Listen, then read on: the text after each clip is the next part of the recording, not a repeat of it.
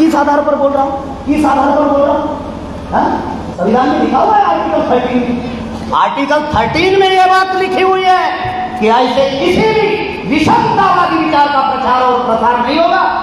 उसको बाबा साहब अम्बेडकर ने आर्टिकल 13 में शून्य घोषित कर दिया, लेकिन टीवी पर 24 घंटे दिखाया जाता है, ये खरीदो वो खरीदो तो ऐसा होगा वैसा होगा। परिस्थितियां बता रहा हूं। विभाजन उनका हथियार और दूसरा हथियार है अज्ञानता। अज्ञानता से ब्राह्मणों का षड्यंत्र समझ में नहीं आ रहा है। अज्ञानता से ब्राह्मणों का षड्यंत्र समझ में नहीं आ रहा है। आदिवासियों में जाति नहीं है, आदिवासी में टोटम है, लेकिन उस टोटम को ब्राह्मणों ने जाति में कन्वर्ट कर दिया। जाति ब्राह्मणों का हथियार है हमको गुलाम बनाने का। इसलिए जातिवाद ब्राह्मणवाद का भक्ष्य बन रहा है। ये जातिवाद ब्राह्मणवाद का भक्ष्य कैसे बन रहा है? तालाब में मछली पकड़ने के लिए गिर का इस्तेमाल करते हो और गिर में चारा लगाते हो चारा। इधर क्या बोलते? केचुआ बोलते, क्या बोलते? केचुआ बोलते हैं। हाँ, तो तालाब में हमारे आदिवासी लोग मछली पकड़ने में जाते, एक तो जाली का उपयोग करते, जार का उपयोग करते हैं, या फिर वो गिर का उपयोग करते। तो गिर से मछली पकड़ने वाले लोगों का उदाहरण दे रहा हूं कि जाति व्यवस्था कैसे है, हमें कैसे गुलाम बना रही है, इसलिए वो गिर का उदाहरण दे रहा हूं। गिर को हम लोग चारा लगाते, केचुआ लगाते और वो गिर पानी में डालते, फिर मछली वो चारे को देखकर आती है और वो चारे को खाती है और फिर मछली पकड़ में आती है। क्या मछली को मालूम होता है कि वो चारे में कोई गिर लटकी हुई है? होता? आ गई पकड़ में मछली। उसी प्रकार से ये कांग्रेस और बीजेपी के लोग क्या करते हैं, हमारे समाज में जाति के नाम पर कैंडिडेट खड़े करते हैं। केचुआ, इनको मैं कहता हूं केचुआ, चारा। आप बोलते विधायक, सांसद।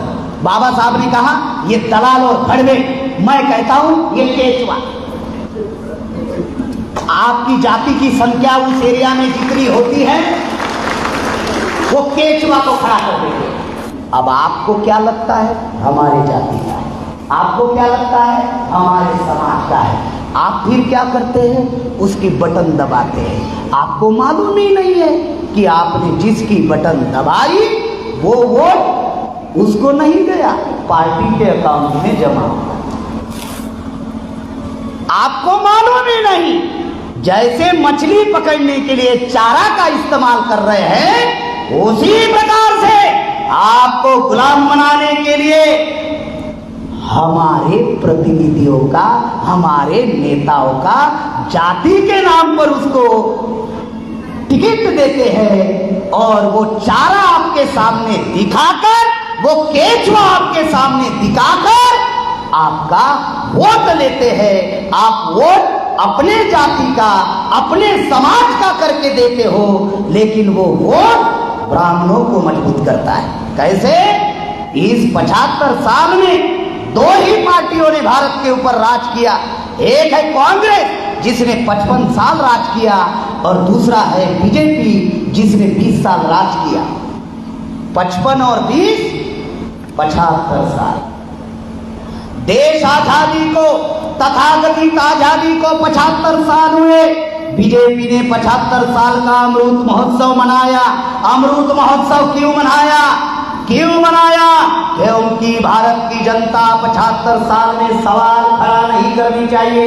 इस देश में 75 साल के तथाकथित आजादी की समीक्षा नहीं होनी चाहिए कि 75 साल में आपने जनता का कितना विकास किया, आपने आदिवासियों का कितना विकास किया। क्या 75 साल में आदिवासियों को 5वीं 6वीं अनुसूची क्या अमल में लाई? क्या 75 साल में आदिवासियों को रोजगार दिया, शिक्षा दिया, नौकरियां दी? क्या आरक्षण उनका सुरक्षित रखा? क्या उनकी कला, सभ्यता, संस्कृति सुरक्षित रखी? क्या जल जंगल जमीन सुरक्षित रखा? ये समीक्षा 75 साल में होनी चाहिए थी।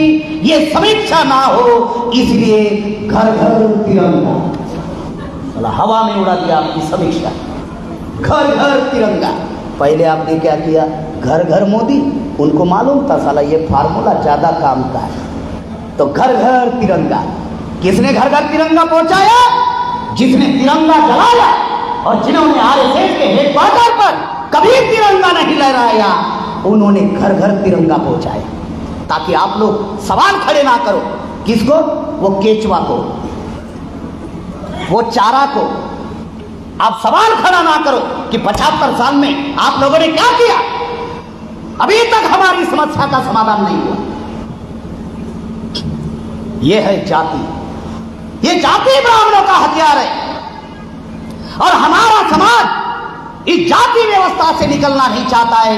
वामन मेश्राम साहब 45 साल से जगाने का काम कर रहे हैं, और मैं 16 साल से इस मिशन में लगा हुआ है। मैं कोई ऊपर से आया हुआ नहीं हूं। आप सभी का मेरे माँ बाप है।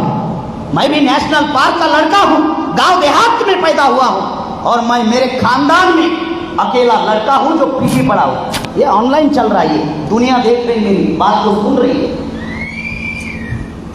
पीछे अकेला लड़का हूं, मेरे खानदान का, पूरे खानदान अकेला। माँ बाप अनपढ़, अशिक्षित, अनाड़ी, रोज मजदूरी करने वाले। क्या सोच होगी मेरे माँ बाप की कि बेटा पढ़ लिख कर नौकरी करेगा और बुढ़ापे में सहारा देगा। यही होगी ना, यही होगी ना सोच मेरे माँ बाप की, जिन्होंने मुझे पैदा किया। जो परिस्थितियां बता रहा, और मैं 2006 से पूर्णकालीन प्रचारक के तौर पर काम कर रहा हूं। आज 16 साल हो रहे। जो परिस्थितियां बता रहा, ये इसलिए मैं आप लोगों को बता रहा हूं कि वामन मेश्राम साहब 45 साल से समाज को बता रहे हैं कि जाति ये ब्राह्मणवाद का भक्ष्य है। और मैं आपको समझा रहा कि आदिवासियों में जाति नहीं है। अगर जाति का गर्व भाव आप रखोगे तो समाज जागृति नहीं होगी, जाति जागृति होगी, और जितनी जाति जागृति होगी उतना ब्राह्मण मजबूत होगा। इसीलिए जाति से हमें बाहर निकलना होगा। अगर समस्या का समाधान चाहते हो तो जाति से बाहर निकलना होगा। जाति के नाम पर अधिकार नहीं है, अधिकार समाज के नाम पर है। धर्म के नाम पर अधिकार नहीं है, अधिकार समाज के नाम पर है। बहुत खास बात बता रहा हूं। एक है कि जाति के नाम पर अधिकार नहीं, दूसरा है कि धर्म के नाम पर अधिकार नहीं। कोई वकील साहब है इधर बैठे हुए? एकाधी वकील हमारे बीच में नहीं? अच्छा, इधर कोई वकील साहब बैठे हुए हैं? है? वकील भी डर रहा होगा कि अगर मैं हाथ ऊपर करूं तो कौन सा सवाल मुझे पूछ ले, पता नहीं। जो लोग मुझे YouTube पर सुने हुए हैं वो मुझे अच्छे से जानते हैं। मैं वकील नहीं हूँ, लेकिन थोड़ा बहुत संविधान जान रहे हैं। वामन मेश्राम साहब के साथ काम कर रहे हैं तो थोड़ा बहुत संविधान जान रहे हैं। जाति के नाम पर, धर्म के नाम पर अधिकार नहीं है, अधिकार है समाज के नाम पर, शेड्यूल्ड ट्राइब, इसके नाम पर अधिकार है। बहुत खास बात बता रहा।